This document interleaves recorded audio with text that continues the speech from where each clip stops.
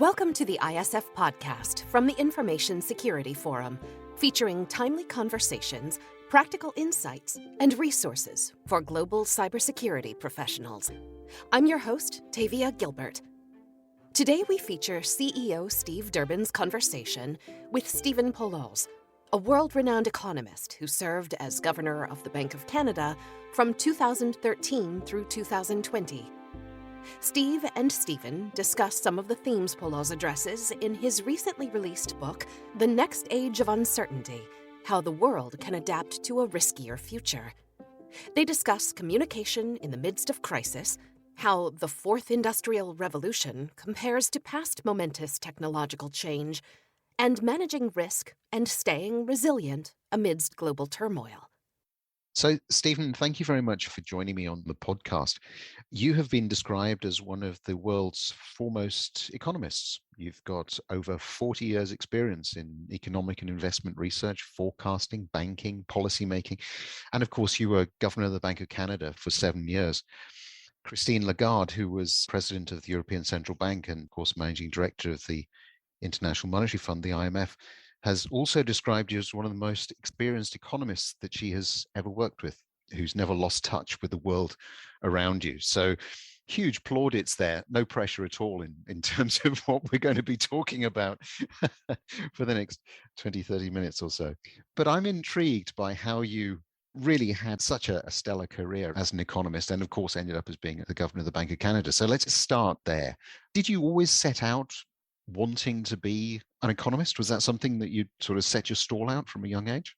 No, to be honest, Steve, I never knew the first ththing about it. Even in high school, was not exposed to the subject of economics. I had pretty modest upbringing in Oshawa, which is near Toronto. Father was a tool and die maker and that sort of thing. And so I was always being pushed to become a doctor as a kid. And if your parents tell you something often enough, eventually you begin to nod your head and say, yeah, I guess I should be a doctor. So I went to Queen's University with the full intention to go through pre-med coursework, and then move on to take medicine and become a doctor and return to my hometown and be a doctor there. But when you do that, you get to take all this science and math at the beginning, those first 2 years, and they leave room for one option, one thing you could choose out of the entire book of courses being offered, what a religion, philosophy, whatever you want. And I didn't know what to do. I thought I would just take another math course because that's what I was good at. And one of my friends there just said, why don't you try economics? I heard that's pretty good. And I read about it and I thought, that does sound pretty good. So I took it and I fell in love with it. It's a funny story. I never would have encountered it. So then I switched to economics and just took enough of the sciences that I had to in order to apply to med school to keep my options open. But after 2 years of economics, I knew what I wanted to do, much to the chagrin of my parents. So that's when I switched to economics. It was around second year. But, it was really my first year when I learned what the Bank of Canada was and what it did. And I thought, man, that's powerful stuff. I wouldn't mind doing that. I wouldn't mind working there. You could help a lot of people all at once, as opposed to just helping people one at a time as a doctor. Right. And of course, governor of the Bank of Canada, absolutely huge job. People listening to this will be thinking, how do you find the time to just get anything done with managing all of those different economic policies and so on? But what were the main takeaways from your time as governor? Because as I say, it was 7 years. It was 2013 to 2020, something like that. So a really interesting correct. Period as well.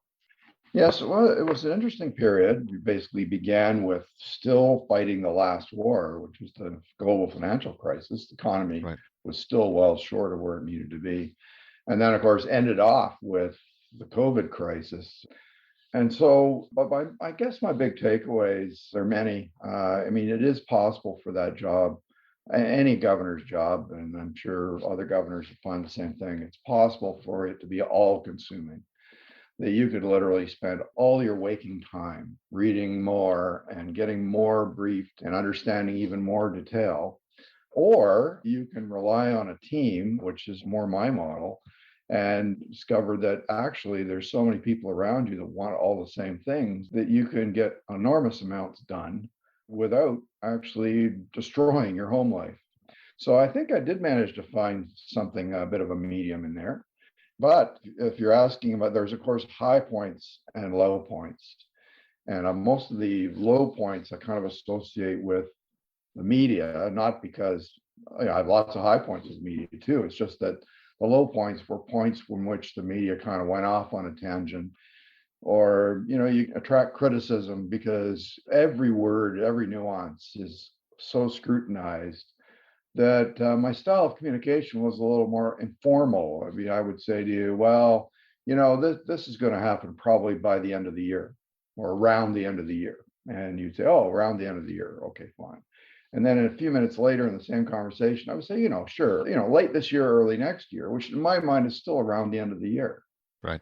But literally not the same words. And I would be criticized for not giving a clear message.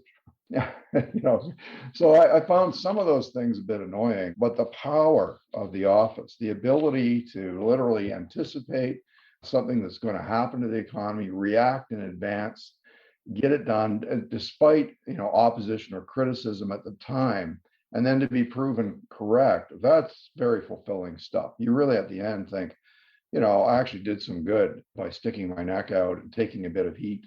And afterwards, people say, yeah, you're right. That turned out, that's very fulfilling stuff. The feeling in that office is that it matters so much. That's the thing. Every day, even on the most silly little arguments you get into, don't forget the big picture. This really matters. And a lot of the things, I'm just sitting here listening to you, a lot of the things that you're talking about there are the sorts of challenges that very many people listening to this podcast will be familiar with. So, chief executive of an organization, perhaps there has been, certainly in the space that the ISF operates, cyber, maybe there's been a breach, the need for clarity, the need to be specific. And some people may be sitting here thinking, well, at least there's somebody else out there who's been challenged as well in terms of having what they've said be misinterpreted and so on. Yeah. But let's dig into that in a little bit more detail, because I'm interested in that sort of crisis management piece, because you must have had situations when you were governor where you did have to perhaps sharpen your focus or, set aside some of, as you said, some of that more informal way of talking. What advice would you give to, say, chief executives listening to this who at some point in time are going to have to deal with potentially cyber breaches, that kind of thing, where the media are going to be, frankly, all over them? Yes. Well, I can sympathize. I mean, I've never faced a crisis of that sort, which to me, if I put myself into a CEO's chair, that feels existential. I mean, the whole company perhaps hangs in the balance. And it's not just the media. There's a big army of shareholders out there ready to pounce. And so, in my experience, I've always benefited by turning people back to the big picture. Yes, it's important to be very precise, to listen to your advisors and make sure that you're given a very clear statement of where the company stands at this moment and what you're doing. I think transparency usually pays. In fact, I might as well say it always pays. I really don't know of a case where transparency kind of backfired, as long as it's true transparency. And so, in that same vein, being transparent, being quick about it, and being as clear as possible. But don't forget that you're just human. And I think people identify with that too. So reminding people of the big picture and reassuring them, I think paid off on, the COVID crisis is an example where, to be honest, it never really developed into a financial crisis because most central banks were quite out there in front of all of that, and governments besides, much better than they did in 2008, by the way. And so as a result, they kind of got diffused quickly. So there are lessons right there that you can defuse a crisis by taking quick action as opposed to just talking about it. So I'm very happy when I look back at that. There's a couple of times where people were asking me, well, are you going to do this to this extent or this to that extent? How big can it be? Because it's really the market participants that are testing what are the limits to the kind of intervention you'll take. And so we went with a very simple message. This is unlimited. Central bank's balance sheet is literally unlimited. So please reassure yourself, we're going to act exactly that way, as if it's unlimited, and we will do whatever it takes. And a firefighter has never been criticized for using too much water. And people just calm down almost instantly. But if you leave a shred of uncertainty in that dialogue, like, oh, we'll do it, say, at least to this extent, or a maximum of that extent, that leaves kind of a vacuum beyond it. And I think that that doesn't pay. You've written a book. It was published, I think, at the end of February. Certainly, that's when I managed to get a copy of it. The book is titled The Next Age of Uncertainty: How the World Can Adapt to a Riskier Future. And it maps out powerful economic forces that are really shaping our future and offers up, I think, some pretty sensible ideas as to how we might be able to master some of those. You discuss resilience. You discuss the confluence of potentially horrific events in there. And so there are probably two timely areas with which we can begin. The Ukraine. In the light of some of those pretty seismic shifts that we've seen, one of the things that has certainly struck me as being unique is the isolation of Russia from SWIFT, the banking system. Tell our listeners a little bit about that from your perspective. I mean, why is that such an important way that has been chosen to try to influence the outcome of the war that's ongoing at the moment? Sure. Well, that's always been considered, the ultimate financial weapon. And it's become over the years even more powerful than in the past. And I don't have to remind your audience how interconnected everything has become. Right. And so, like the statistics on international travel is kind of an indicator of just how interconnected we've become. But the payment system is far more interconnected than we can imagine. And so every one of those little lines that you might draw on a diagram connecting things financially to each other suddenly can be cut off just by eliminating one very key platform that connects the major banks to one another.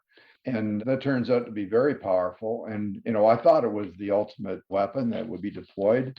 And then, they thought of another one that I hadn't actually pictured working before, and that was also to cut off the Russian central bank, right, which is an even more intimate network, one that in normal ebb and flow of business you wouldn't even think about. It's just part of the plumbing that acts in the background. But today, unlike in the past, we go back to, say, the Second World War, all central banks had their reserves, in a vault in the basement. And there was this massive operation in Europe to move much of the gold out of those central banks across the Atlantic to either the Federal Reserve Bank of New York or to the Bank of Canada. It was a very interesting period in history. And so, that just gives you a sense of how rudimentary everything was then. But now the central banks are totally connected through these platforms. So then you can isolate that. Well, it means that the vast majority of Russia's foreign exchange reserves aren't in the vault in the basement at all. And that's a very important asset to a government that's spending a lot of money on a war. You cut that off, and then their resources are limited very, very strictly. So, it becomes the point where ordinary citizens now cannot conduct transactions that they're used to conducting. It means that they can't buy, let's say, bananas, or it doesn't matter what, things that had to be imported. They can't be paid for. And the Russian economy, similar to the Canadian economy in a way, has a lot of specialization. That's sort of the commodity end of things. And you trade for everything else. So trade is existential for an economy like Russia. So the point is that cutting those things off has had a very dramatic and immediate impact. And of course, thinking about risks, the side effects, if you like. And of course, every weapon that's deployed has effects both on the target and the entity that's using the weapon. That's always the case. The interconnectability goes both ways, and that's what we're seeing in commodity markets. But it also means that people, ordinary Russians, are really suffering those consequences. When you talk there about the interconnectivity, I mean, one of the things that I think increasingly, certainly, the people that I talk to today are concerned about is supply chain issues at all levels.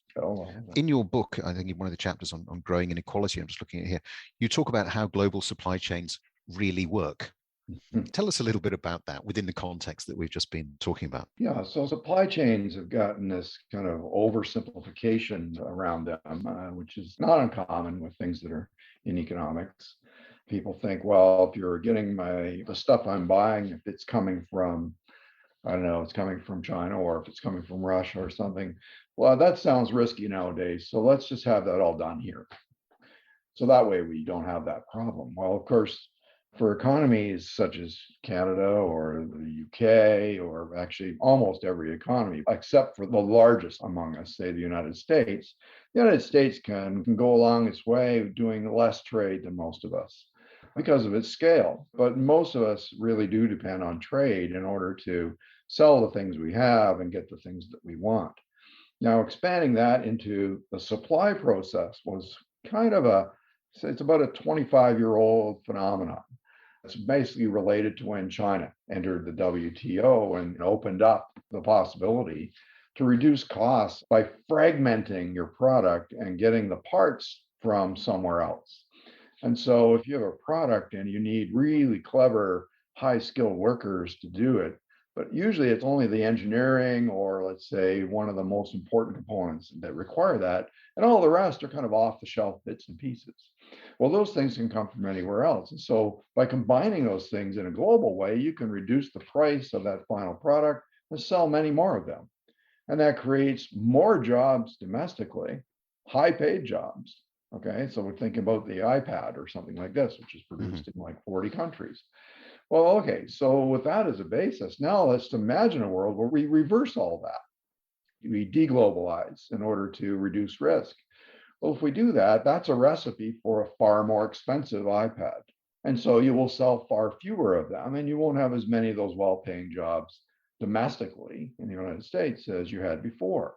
People don't think about those ramifications, unfortunately. They take for granted those past benefits of having globalized and assume that they'll just stay there when they reverse all those things. And that simply isn't true. One of the other things you say in your book, which I found really interesting, particularly within the cyberspace, was you talked about the adjustment to new technology. And you highlight that for some people that can be actually quite catastrophic because people can get left behind. Yeah. And it's this inequality, I suppose, of understanding or access. And you go on to talk about the fourth industrial revolution that has, an even more destructive potential than the first three, because it has the capability not only of augmenting human work, but of replacing it entirely, you say, in wide swathes of the economy. Tell us a little bit more about that. What are some of those implications? Yes, well, there's a lot to be learned from past industrial revolutions on this, and I do spend a lot of time in the book looking at those because those forces are acting pretty well all the time, new technology acting all the time, but we've only had three big waves. The general purpose technologies have spread everywhere, being the steam engine, electricity, then the computer chip, and now artificial intelligence / digitalization. The World Economic Forum estimates, and this is not from economic modeling, by the way, it's from directly asking global CEOs, how many of your jobs are going to be affected by this digitalization that you're doing? And the answer that comes back is approximately 15% of global jobs, which is a tremendous number of people. And that just doesn't mean those jobs get eliminated per se, but it means that they're just disrupted. Some of them would be eliminated, of course. And the good news in that survey is that on average, those CEOs envision creating even more jobs than that as a result.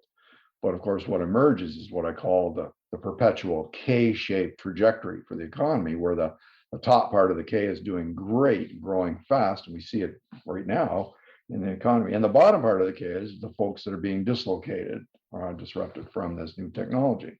And this is repeated all the other times we've had industrial revolutions. So it's not new. What happens in every other industrial revolution is the folks that are in the bottom part of the K feel left behind. Of course they do.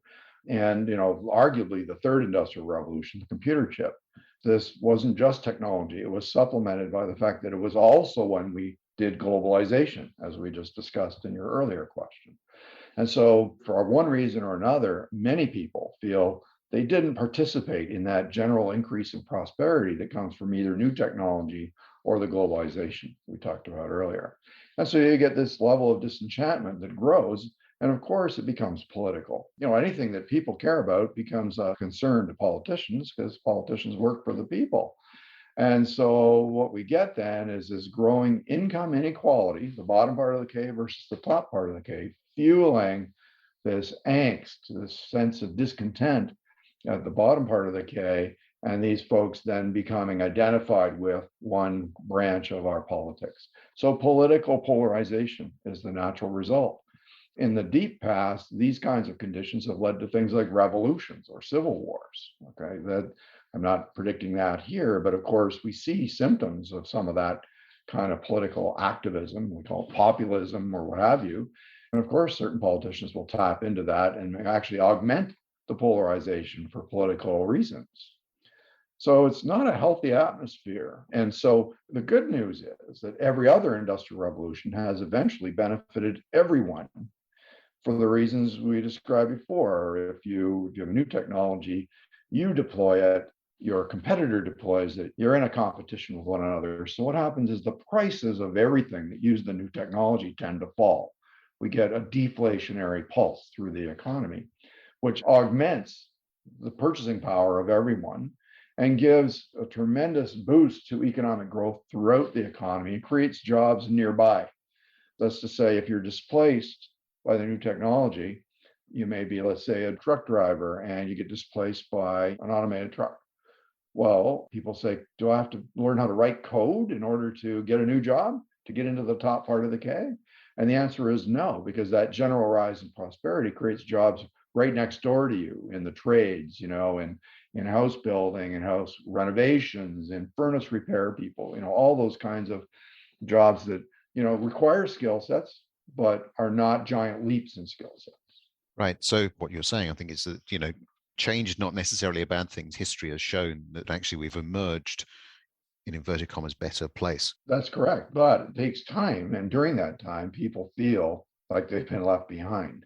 And so we have this period, perhaps a long one, say 10 years or more, judging from the third industrial revolution, we could have 10 years of rising income inequality. And even if we, as politicians, we address it, let's say, to adjust the redistribution properties of our tax systems, it's not a level problem. It's a growing problem throughout that progress of the Industrial Revolution. And those pressures will continue to build, and we'll find it really hard to reach political consensus to deal with them. And so this is where the volatility comes from. Volatility comes from those interactions between those folks, the deflationary pulse that's coming, the fact they have debts and the debts grow in impact or in value because of falling prices. Well, all those things interact to give us a very volatile kind of situation, and politics probably can't help us. So if politics can't help us through that, what can? How do we manage through that? Because as you say, it could be 10 years and that requires a degree of patience that I would say we've probably, as a society, lost. Yes. So what I'm arguing for, and I think you would agree with this, Steve, is that understanding this now and understanding it's not just what we see out the window today, but in many dimensions will become more volatile over the next 5-10 years. That gives us an opportunity to invest in some resilience now, so that we're more prepared for what might seem worse a few years from now. So, how many governments around the world feel prepared for the next major crisis, given that they haven't really even finished dealing with the COVID one? Well, not many. And, you see this sort of sense that, oh, well, that level of debt, it's like after World War II, there was a lot of debt then too, and we kind of worked it off really slowly over time. We all managed. Yeah, well, that was a little different time. That's when the population growth accelerated and the labor force exploded in the 1960s and 70s because of the baby boom. What we face coming up is the opposite. The baby boomers are retiring, and so that'll put a lot of pressure on fiscal programs. And so they will not be able to build resilience unless they literally plan for it and make some sacrifices now to do so. And that's just the government. So I think that's going to be really hard. And so what's going to happen, I think, is that even if we get better with policies and make fiscal policies more automatic and that kind of thing, they will not be able to deal with the rising tide of risk. And that risk needs to land somewhere. And therefore, it will land on our doorsteps. That's us as individuals or us as CEOs, the companies. And I think because of the growing shortage of workers in this state, companies will increasingly see it in their interests to help their employees deal with the risks that they're facing. So we may see an evolution in compensation strategy at firms, which is more about risk management and a little less about, finding exactly the right salary. So perhaps a resurgence of defined benefit pension plans, for instance. We've seen Right. them just almost disappear. That's the kind of reassurance that would really build loyalty in your workforce at a time when you're going to be facing shortages.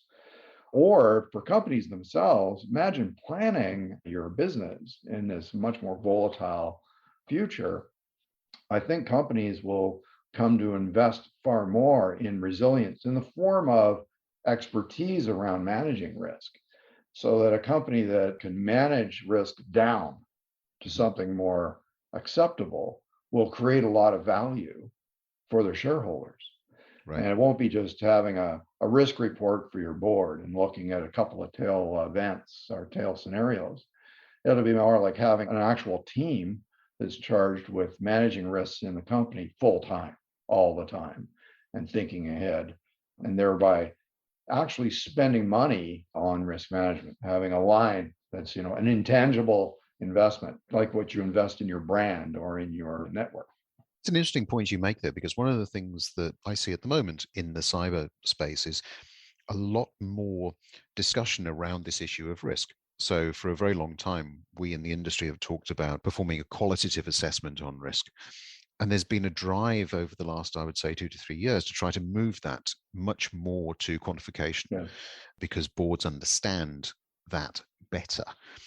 Put a price on it. Let's understand how we're going to get something back for the amount of money that we're investing. And traditionally, cyber has been pretty poor at being able to do that.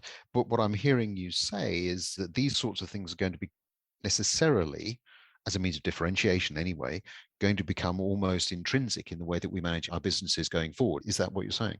That is exactly what I'm saying. And to go directly to your point, that is that risk quantification has made many advances during my professional life, but it really hasn't gotten away from what I'll call the kind of the bell curve syndrome. And actually, I'm not the only person thinking of this. I mean, this is well developed in Taleb's book, The Black Swan, that in order to quantify risk, back when Frank Knight first analyzed risk, he said, risk is something you can measure. Uncertainty is something you can't. That's what we call Knightian uncertainty, is something you can't conceive of. You just know it's out there somewhere. It's outside of the realm of possibility, and all the possibilities that you face can be captured in this distribution, what we call the bell curve. And the most likely thing is the middle, which is your base case that you present to your board. And then companies then will explore those events, potential scenarios in the top part or the bottom part of that bell curve to satisfy the board that they're prepared for good news or bad news relative to their base case. That's basic good practice. But I think what I'm arguing here is that the bell curve, as Taleb said, is not really the relevant way to think about risk. Because actually, when we remember history, almost every big event we can remember was way outside of the bell curve. Right. So history is literally driven by things that happened outside of the bell curves. And so we need to be more thinking about more uniform distributions where we think, roughly speaking, this is what's going to happen. But we need to be literally prepared to shift course, 2 or 3 months from now, because we've had a couple of realizations that tell us we're to the left or we're to the right of where we thought we'd be. So we need to have the kind of resilience that quite literally, not hypothetically, but literally can deal with these possibilities. And that, of course, is good luck as well as bad. The problem with economics is it reduces everything down to this kind of statistical distribution based on history, which is essentially a bell curve around each of the things that you're speaking to. It misses the ability to actually describe how you will deal with the actual outcomes. So economists talk about this will be 2.4. Well, okay, 2.4, that's their base case.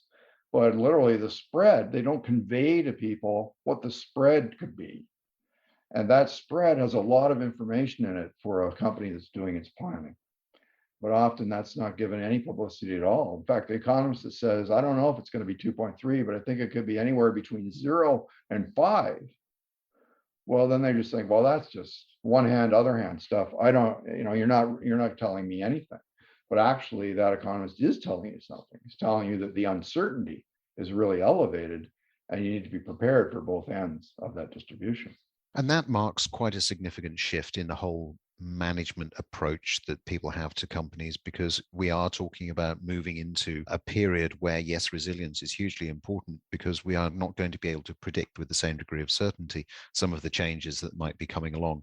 And yet there will be an expectation, perhaps from our shareholders, perhaps from our boards, that we're able to navigate our way through that. And certainly we did see, didn't we, during the pandemic, a number of companies really demonstrate their ability to do that exceptionally well, through moving staff into home environments, increasing their agility, and so on. So the good news, I guess, is that there are very many organizations out there and people running them that do have some of these skill sets. Is it the sort of thing that can be taught, do you think, or is it something that we're going to need to learn on the job over a period of time? Well, you cite some excellent examples that happened during the pandemic. I too was very impressed with that. And from where I was sitting, which was in the governor's chair, I had this sense that many economies, and I was, of course, focusing mainly on Canadian economy, that companies in the Canadian economy were actually in really good position. It's as if a healthy individual that contracts COVID has much higher probability of just shaking it off than someone who's already got a pre-existing condition.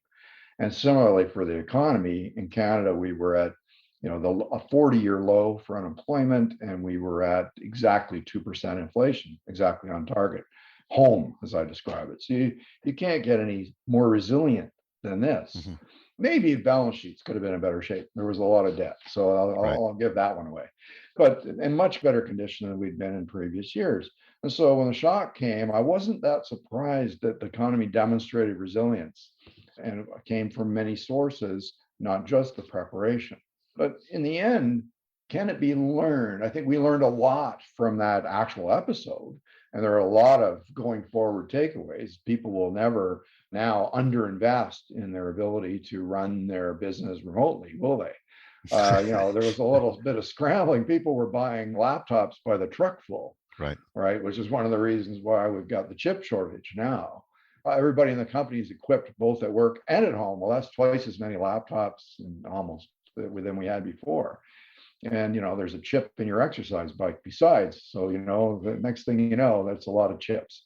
So we learned from that. And what's happened then, of course, is I work for a law firm, Osler, Hoskin Harcourt. Well, I know we are not going to go back to the days when we negotiated a deal in London and traveled over there for 2 days per week for 6 weeks in a row in order to finish that deal.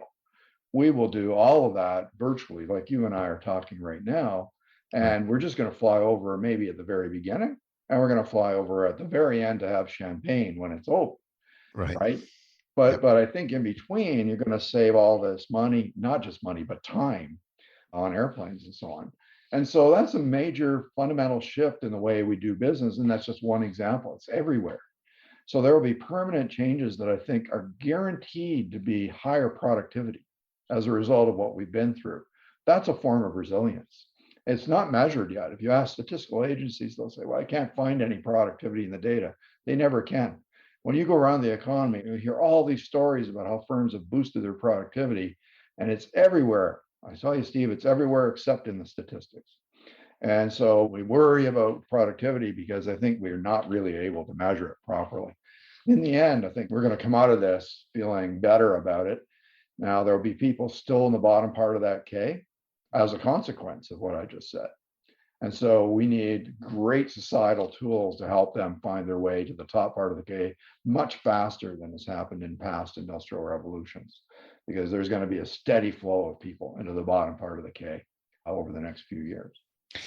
And I sense, and this comes through in your book, that you have a pretty high degree of optimism for the future, despite all of the uncertainties, despite all of the risks, the changes that we're going through.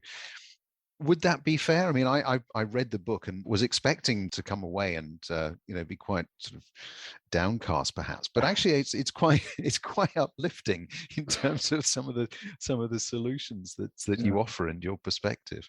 Well, I'm glad to hear you say that, because, of course, when people see the title, most people just don't like uncertainty at all. They will happily pay a price to make uncertainty go away. And it's why when you see two economists on television, one says the interest rates are going to be 2% a year from now.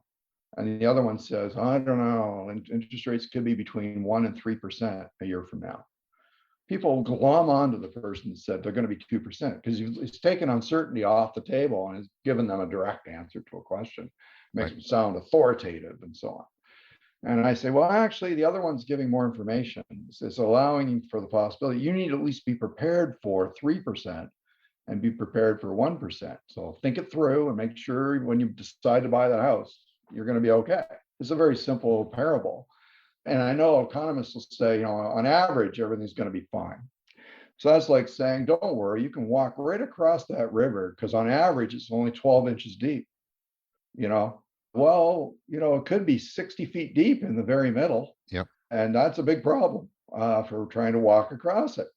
And so what I like to remind people is that we know, if we think about history, even for a minute, what we know is that the good luck has vastly outweighed the bad luck through time. Primary driver of that is, human ingenuity and technological progress. That's the progress line. And there's every reason to actually expect that line to pick up speed over the next 10 years. The difference, though, is that we're understanding better that there's a lot of volatility around that line, and we need to be prepared for both sides. And so if my book helps people have a coherent conversation around the table, whether it's a boardroom table or the kitchen table, then that's I've achieved what I've tried to do, to help people understand the uncertainties that they face better. But they should be fundamentally optimistic because that's exactly what history tells us. And our ability to deal with uncertainty is just one step away. It's always just that bit of ingenuity. And I think when there's this much money at stake, that ingenuity is Mother Nature at work. We will adapt to this higher level of volatility as we've adapted to things in the past. My goodness, look what policymakers did for us during the pandemic. Remember that in March and April of 2020, I remember a headline that said, the worst recession since the Great Depression. Mm-hmm. That was an economist's forecast. And look what we had instead. Okay. Now that's much better performance from policymakers than what we saw even, in 2008, and far better than past major economic episodes. So those folks are getting better at their craft for sure. And look, as you mentioned, the examples of companies. Look how companies have managed through this. Yes, there's been supportive policies to make it easier, but that's, of course, everybody on the team did their thing. Banks in Canada, banks stepped up and gave folks mortgage holidays, issued new credit as opposed to restricting credit as they've done in past major crises. It was a very, very important difference and helped stabilize everything. So everything is getting better. And we should be happy at that outcome. And we should be thinking that we're going to have a preponderance of good luck in the future, but be prepared to be, step into the deep water here and there, learn how to swim. So you have more resilience when you step into the deep water. Stephen, it's been absolutely fascinating talking to you. Thank you so much for sharing some of those insights. And for anybody who's listening and wants to read the book, it is out now. As I say, it was out at the end of February. Well worth a read. So thank you very much indeed for spending time. Well, thank you, Steve. It's been my pleasure. Thanks to this week's guest, Stephen Poloz. It was nice to have some optimism grounded in data. Next week, Steve speaks with Alexander Sager, head of the Cybercrime Division for the Council of Europe. Here's a preview. There is much more openness that we also see by private sector entities to discuss this, to whether they actually report in a specific case and cooperate is then another story. But that's what I'm saying. We need to create a dynamic where that goes in a positive direction, where also entities see, okay, others have been hit, others have cooperated, they managed to investigate, prosecute, recover some of the proceeds, and so on. And then hopefully in this way, you will also get much more cooperation in the future and makes it more disruption of ransomware, more convictions also, hopefully, of offenders, and then I think we're on a good track. We'll be back for the full conversation in a week. In the meantime, is there a topic or question that you'd like us to cover in a future episode? Let us know at securityforum.org which is also where you can find that catalog of past video and podcast episodes, as well as ISF's research, practical tools, and guidance related to discussions like today's. Follow us on LinkedIn by searching CEO Steve Durbin or Security Forum. Follow our audio feed wherever you get your podcasts so you never miss an episode. And if you like the ISF podcast, we'd love it if you'd write us a short review and if you'd rate the podcast.